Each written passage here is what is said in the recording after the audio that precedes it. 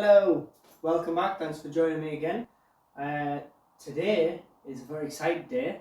I am on my little 1964 Raleigh Runabout, Rupert the Raleigh Runabout, and it is a very exciting day because I have just got this in the post. I'll show you what it is.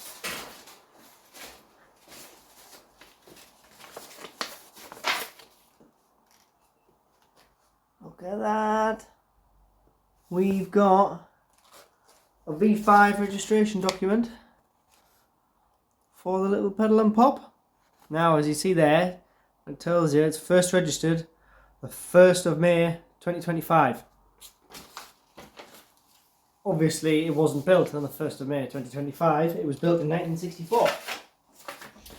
Now, I'm sure if you looked at my other videos, you'll remember me talking about the fact that this is no longer active on the DVLA site. The registration number has been forgotten about, essentially. Excuse me. And when the bike was ready, essentially, for the road, I had to start the process of getting it re-registered. Now, I'll be honest, it was considerably easier than I was expecting.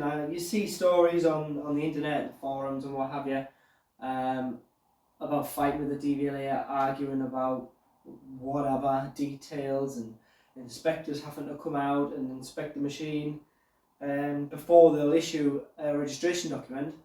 I don't know if I was just really well prepared or if I was just really lucky, but I haven't had to go through any of that with a little Rupert the Runabout. All I did was, about 3 weeks ago, I sent off the application form. And I think what helped a lot was the support evidence that I provided with that. So I did get some help from an owners group, which was the Early Raleigh and Blind Owners Club. They have helped me massively, and they actually provided me with a dating certificate for the bike. So I provided them with photos, the original registration number, engine number, chassis number. They checked the records and found where it should fit in amongst other models similar age. We knew it was a 64 from the original registration, but we didn't know any more than that. Unfortunately, we weren't able to keep the original registration number as there was no history, there was no evidence to suggest that this registration number was ever assigned to this bike, to this frame number. So unfortunately, we couldn't keep the original registration, so I had to reapply for a registration with a new number plate, which is an age-related plate, so it doesn't get a 25 plate. As you've seen there, it's got a B suffix plate, so a correct for a 1964 vehicle. And they were very helpful. They gave me a dating certificate which pretty much said, yep, that bike is correct, it is complete, all the fixtures and fittings are correct for a vehicle of that age. And a certificate saying that it's all correct and legit.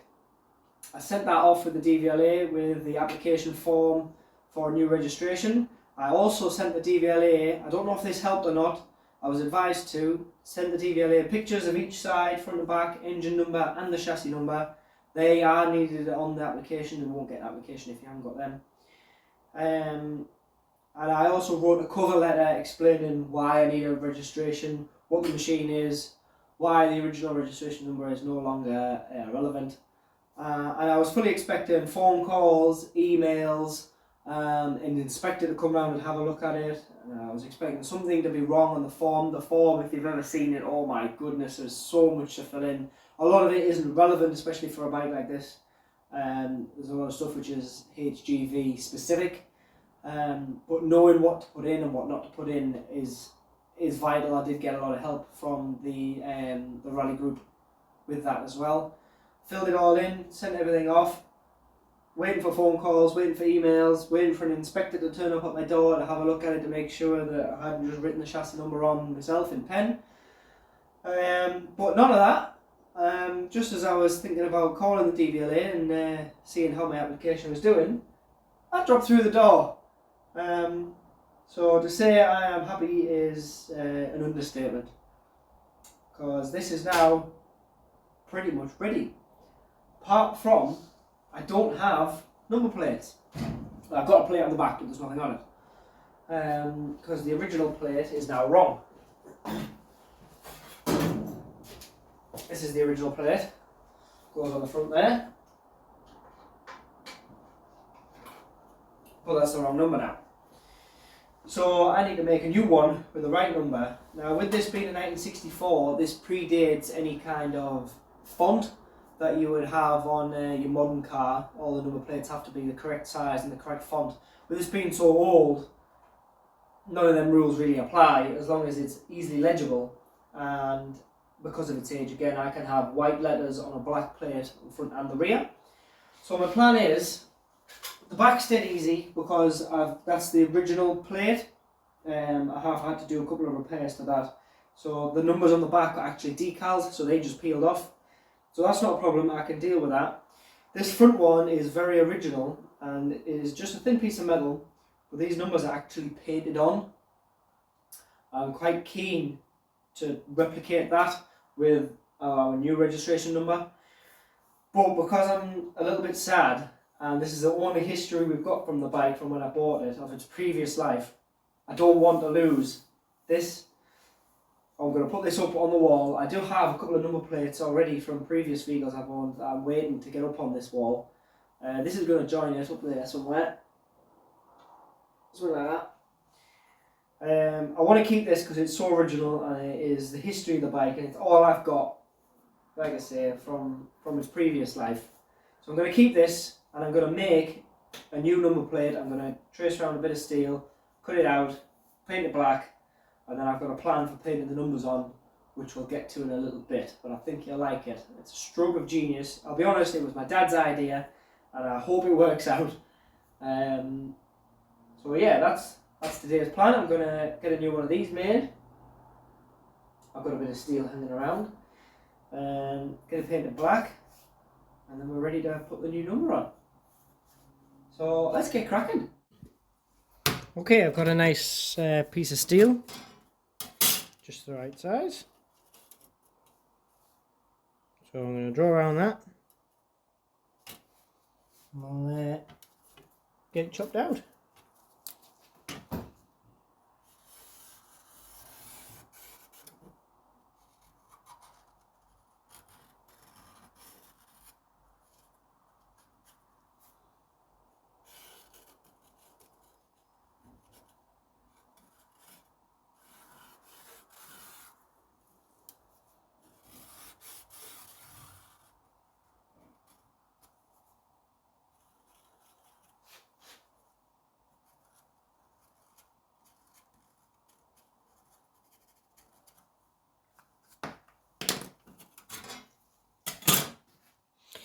Now I could use a grinder to do this, but I think I'm going to use these tin snips, just because I fancy it.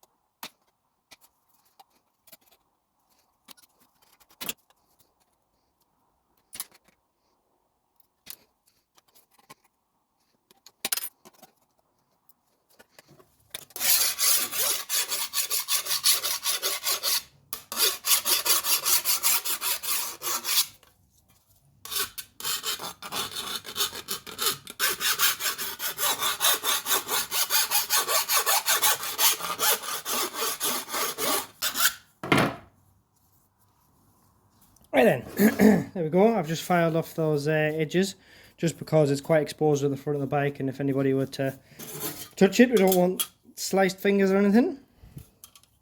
Yeah, that'll work nicely. So, drill a couple of holes, and then we'll paint this black.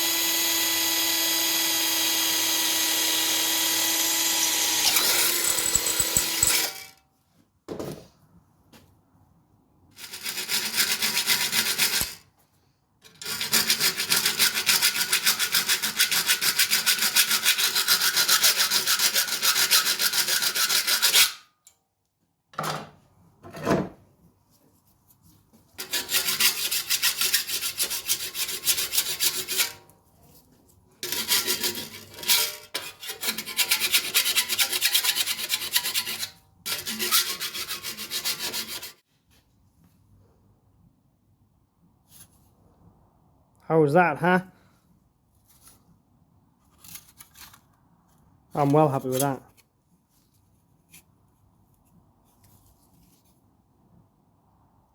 Okay, I'm just going to prep this surface a little bit. I'm going to run a wire brush over it.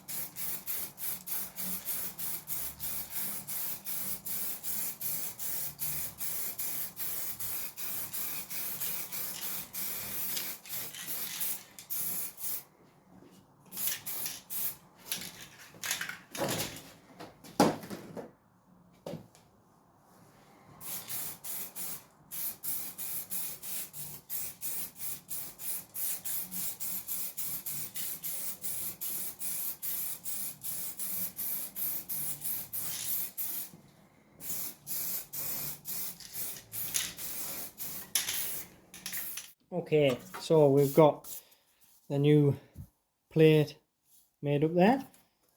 It's a nice replica of the original one. Whoop, don't drop it. So obviously now I need to paint on the new numbers. So what I've done is I've been online and I've got some of these letters. These are made out of thin little pieces of wood, laser cut out. And I'm just gonna, what I'm gonna do is arrange them on here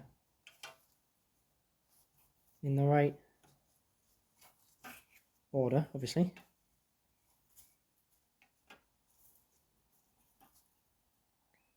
Something like that. I'll stick them on with a bit of blue tack or something. And then I can pencil round each of the letters. And then I've been to my local DIY store and got some high gloss non-drip paint suitable for metal interior and exterior. So I'm just going to brush that on, and that should end up looking something a bit like the original one, like this. Now I know these letters aren't perfect and they're obviously not the correct font for a standard modern number plate, but this is the kind of, this is what I'm aiming for. So we're going to give it a go.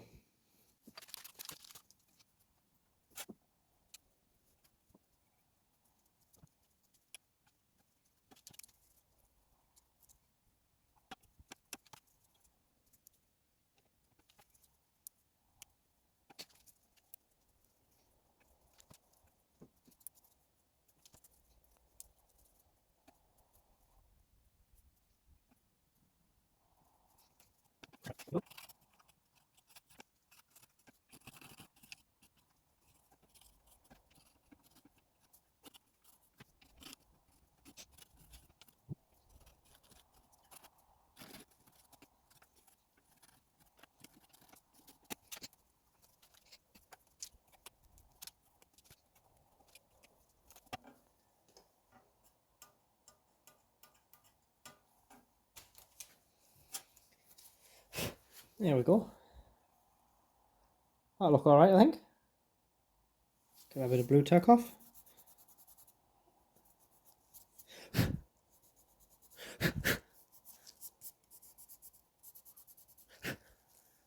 Right.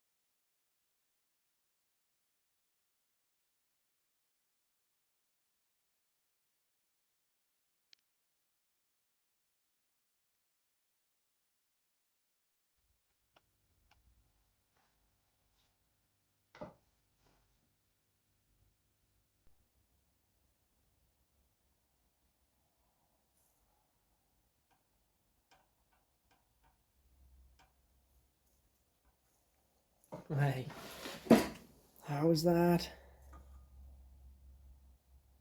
I'm well happy with that. It's going to need another coat. It's not quite thick enough. I'm loving how that looks. I'm loving the brush strokes as well. That's really cheered me up, that.